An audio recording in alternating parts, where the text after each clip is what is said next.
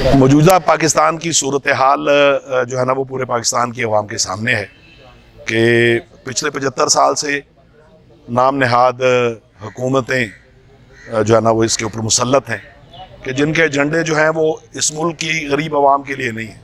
उनके तरक्याती काम जो हैं वो इस मुल्क की पाकिस्तान की आवाम के लिए जो 90% आवाम उसके लिए नहीं है, बल्कि उनके ज़ाती मुफाद के लिए और गैर मुल्की एजेंडे के ऊपर जो है ना उनका जोर है।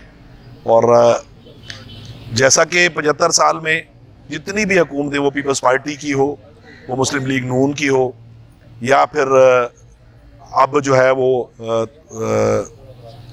पीटीआई की गवर्नमेंट हो, उसके अंदर आपने ये देख लिया कि ये पाकिस्तान की आवाम के लिए कुछ नहीं करते, ये पाकिस्तान के लिए कुछ नहीं करते, बल्कि अपनी ज़ात के लिए और गैर मुल्की एजेंडे के ऊपर काम करते हैं।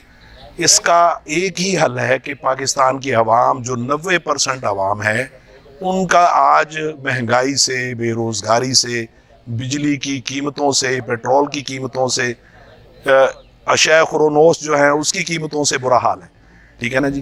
तो पाकिस्तान की आवाम को चाहिए कि वो ये सोचें और ये समझें कि जो हकीकी क़यादत है, जो उनके लिए जो है वो असम्बलियों के अंदर बैठ के कानून साजी करे और उनके लिए कोई रिलीफ फराहम करे, और उनकी गवर्नमेंट हो जो अल्लाह के अहकामात और नबी सल्लल्लाहु अलैहि वसल्लम के तरीक़ों के मुताबिक चले। वो कौन से लोग हैं? तो मैं ये समझता हूँ कि जमात इस्लामी भरपूर तरीके से पूरे पाकिस्तान के अंदर इस पाकिस्तान की आवाम की जो है ना हमेशा से खिदमत भी कर रही है। पाकिस्तान के अंदर डिज़ास्टर किसी किस्म का भी हो, अल खिदमत फाउंडेशन जमात इस्लामी की शक्ल के अंदर वो हर जगह मौजूद होती है। इसके अलावा यतीम और बेवा औरतों की खिदमत जो है वो जमात इस्लामी के अदारे करते हैं। इसी तरह जो है वो एजुकेशन है, हेल्थ के अंदर ये लेबॉर्ट्रीज़ हैं, हॉस्पिटल हैं, खिदमत फाउंडेशन के जो काम कर रहे हैं। इसी तरह दरसो तदरीस और दीनी तालीम है और दुनियावी तालीम के अंदर बेहतरीन आगोश के नाम से जो ना वो बच्चों के स्कूल मौजूद हैं, जहाँ पे यतीम बच्चे जो ना वो बेहतरीन अपनी तालीम हासिल करते हैं। इसके साथ साथ जो ना दारुल मोहसिनात है, जो पाकिस्तान के तकरीबन हर बड़े शहर के अंदर हमारी जो ना बेटियों को, हमारी बच्चियों को दीन की तालीम से आरास्ता करते हैं। तो मैं ये समझता हूँ कि पाकिस्तानी कौम को ये सोचना चाहिए कि उनके हकीकी हुक्मरान कौन से होने चाहिए, और वो जमात इस्लामी ने ये साबित किया है 75 साल में भी, 1941 से लेकर आज तक। जब भी इस मुल्क को जमात इस्लामी कोई मुश्किल वक्त आया तो जमात इस्लामी ने अपना खून भी अल्हम्दुलिल्लाह इन लोगों को दिया है। तो मैं ये समझता हूँ कि जी लोगों को, पाकिस्तान की आवाम को ये वो मौका है कि इनकी इजारादारी को ख़त्म किया जाए और जमात इस्लामी तराजू को जो है ना मुंतखब, उनके लोगों को मुंतखब किया जाए।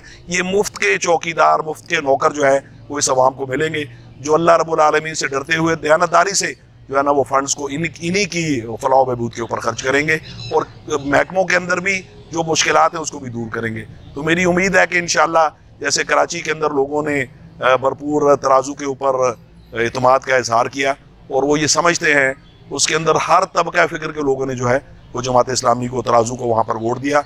और इसी तरह हम ये समझते हैं कि पूरे पाकिस्तान की अवाम इंशाअल्लाह तराजू के साथ है और वो तराजू को जो ना कैंडिडेट्स को वोट देकर कामयाब करेंगे, ताकि पाकिस्तान की तकदीर को और पाकिस्तान की अवाम की तकदीर को बदला जा सके। बहुत बहुत शुक्रिया जी। मज़ीद खबरों और अपडेट्स के लिए देखते रहें समाज टीवी। शुक्रिया।